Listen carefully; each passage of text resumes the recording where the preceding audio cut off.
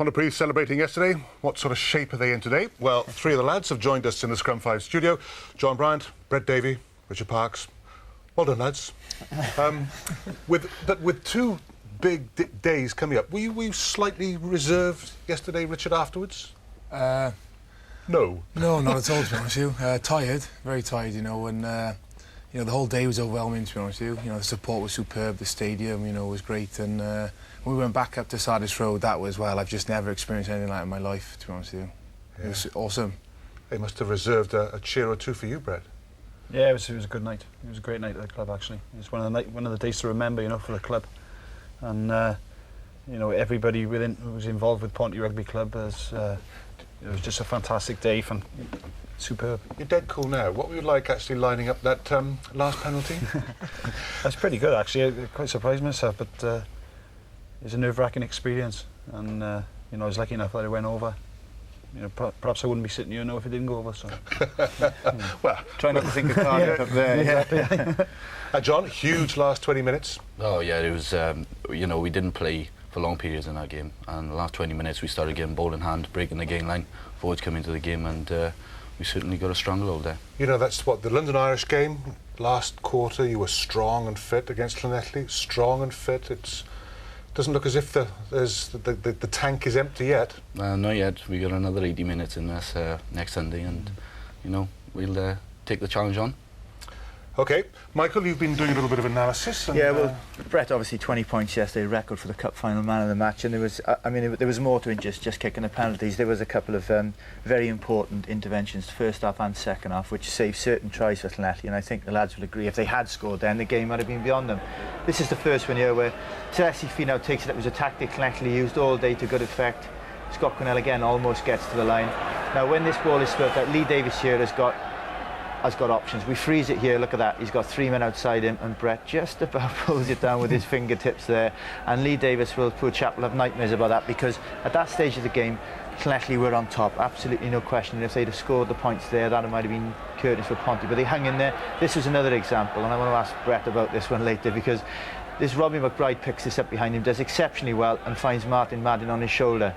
Now, Brett, tell me, was this an accident, or did you go and try and strip the ball? I just think, when you've got a prop forward who's running that close to the line, you've got to just try to get your hand on the ball and try to turn him in a tackle. But, Martin's a big fella, and it was just fortunate. It was quite greasy there as well yesterday. Yeah, it seemed like for 60 minutes, though, Llanelli really had you under the cosh, and they were making big inroads. And to be honest, you missed a lot of first-up tackles, and I bet Lynn was pretty upset about that half-time. Yeah, sure, not just Lynn ourselves. We pride ourselves on our defence this season, and there's some poor tackles missed yesterday, but they just stopped us getting into our game, to be honest with you, and all credit to Llanelli there.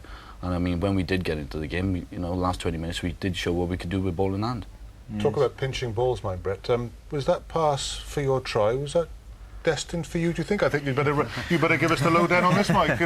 Yeah, this is a great move. Just look, Gareth Wyatt finds himself in the 10 position. Look at this pass, great pass. Put Sonny Parker outside Mark Cardy, who slipped slightly, and Sonny Parker, I'm sure you agree, he's a class act, lads, and he just seems to be getting better and better. And Brett was on his shoulder. There'd been a carbon copy of that just before we knocked it on, but Sonny Parker playing very well. He is playing very well. I think we all realised when he first came to Ponty that he's a class player, and played with him for 3 years now, and there's nothing that's changed my mind about him. He's nobody's answered my question yet. Can we see that try again? And could you talk us through it, Brett? Was this pass destined for you, or did you stick out a little left hand and said, "Oops, I'll have a bit of that"?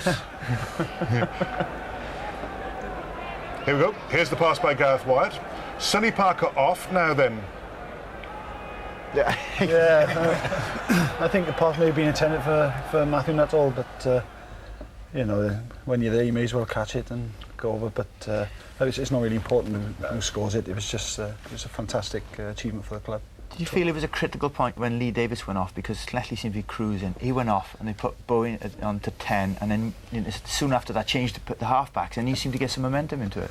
At the time, it didn't really think about it, but in hindsight, maybe it was a turning point of the game. But when you take your half-backs off, who dictate in the game, and then you bring in a new pair on, it just upset the apple cart a little bit. But I wouldn't say it was a might have affected you, Richard.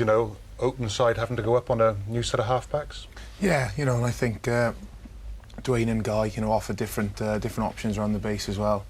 So, you know, it's history now, isn't it? It is. It is. Just before we go into what's coming up next week, we ran a competition yesterday which had this as the question. In last year's Principality Cup final, who did Newport beat?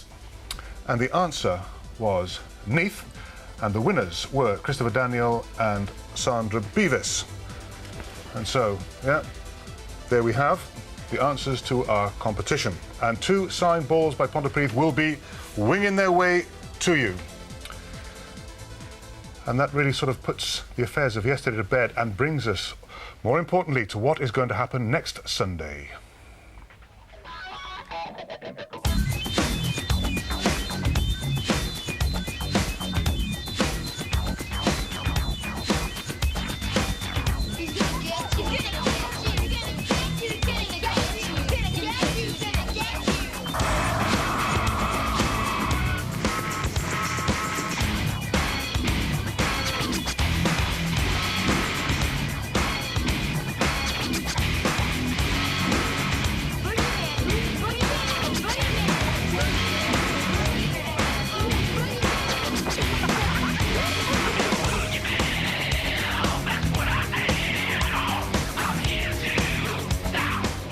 There we have it, and so the season moves on to yet another climax, the Parker Pen Shield Final. I mean, it's just one big game after another. Richard, if I can just come to you, it is this question of keeping it together, because the season didn't start that well, but it's ending in some style now. Yeah, you know, I mean, it's a great end to the season. You know, the boys have worked hard for it, you know, and I think, to be honest with you, these are the rewards that have taken maybe 3 years to, you know, to come to. But, you know, it's great, you know. Last week we focused on this game. This week now we're focusing on Sale. You know, they're going to pose different problems for us, and I think if we're honest with ourselves, we're going to have to step up another gear as well. It seemed to me your season turned, Brett, when you were down in Swansea, when you beat them down there after that break. You came back, looked at a new side. How important has Lynn Howell's been in that turnaround? He's been very important. He's just given us an air of confidence to play and perform, which we didn't have before. And I think, you know, like you say, down in Swansea was a key turning point for our season, because we managed to get a win down there, and from there we've gained a lot of confidence, especially the younger players. It's strange, the last 2 performances, John. I mean, the massive first half against London Irish, I don't think I've seen a better 40-minute performance, certainly not this season, and you won that game, and then you didn't play at 100% yesterday, you won that game. How important is it to be able to win games either way? Well, yeah, I mean, we played well against London Irish, and we come away with you know, the justifiable result, I think. But yesterday we didn't play too well, but we won, and that's a mark of a good side, I think. If you can play well and know well and win, then... Little smile on your face after that tackle on Brendan Fenton. What did he say to him as he was running back? That's what I want to know. Can't repeat it on it. But it must have been a sweet moment for you. It's just one of those personal jewels you say, ah. Yeah, it was... like people have said, it was a turning point in the match, and we had a bit of banter all the way through, you know, giving each other a clip here and there, and luckily I come out on top. It is a big booster side, man, isn't it? Like, because that's so much part of the game now, Richard. The big hits, I mean, to hit people on the gain line, and it's important. Oh, definitely. You know, like John said earlier, we've prided ourselves on our defence this season. You know, we've had Clive Griff come in and helped us with our organisation, but also our scramble defence is, you know, is good as well.